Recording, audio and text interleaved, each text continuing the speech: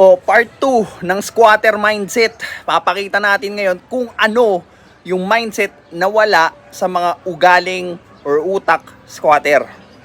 This is Pinoy Extreme. Let's do this.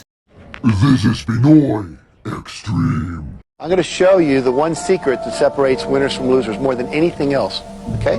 So if this was available, who would win? You, All right, now don't go away yet. Come back. Tell us your name. Debbie. What did Debbie do that no one else in the audience did? She got up and she took action. Get up and take action. Take action dun sa mga bagay na meron ka. Take action dun sa mga bagay na gusto mo. See, too many times we sit around and we wait and we hope and we dream and we affirm and we pray and we meditate and we do all that. And all that's important. It's part of the process.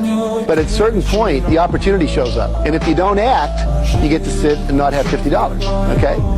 Alam mo, one thing na maging mahirap ka, pero yung hindi ka kumilos para mawala ka dun sa sitwasyon mo, that's another thing.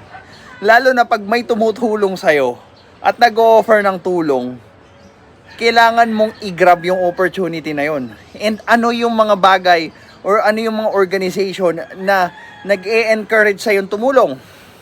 DSWD. Diba?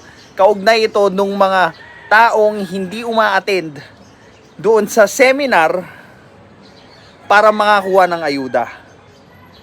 Sila mismo hindi nila ginagawa yung kailangan para makuha nila yung reward doon sa actions nila. Anong gusto na lang nila? Parating sweldo days, hindi sila magtatrabaho, hindi sila mag-uumpisang gumalaw at matuto. Ito na yung realidad ng mga tao sa Pilipinas.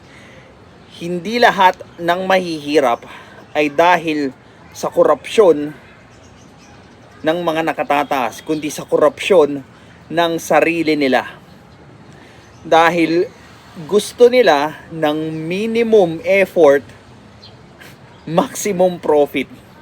Yan na lang ang hinahabol nila sa mga programa ng gobyerno para maipagpatuloy nila hanggang sa malagutan na sila ng hininga. Ganun na lang forever kasi nagso-survive sila eh. Hindi mo maiwasang mainis sa mga ganong tao dahil nagiging pabigat sila para doon sa mga taong nagtatrabaho, para doon sa mga taong nagtatry gumawa ng maganda para sa lahat. Nagtatry umalis, nagtatry mag-improve. Tapos sila, ibibida lang nila yung pagiging mahirap nila. Worse, gagawin pa nilang beneficial yung estado ng pagiging mahirap nila para makakuha ng mga perks, katulad nga ng ganyan, ayuda. Grabe.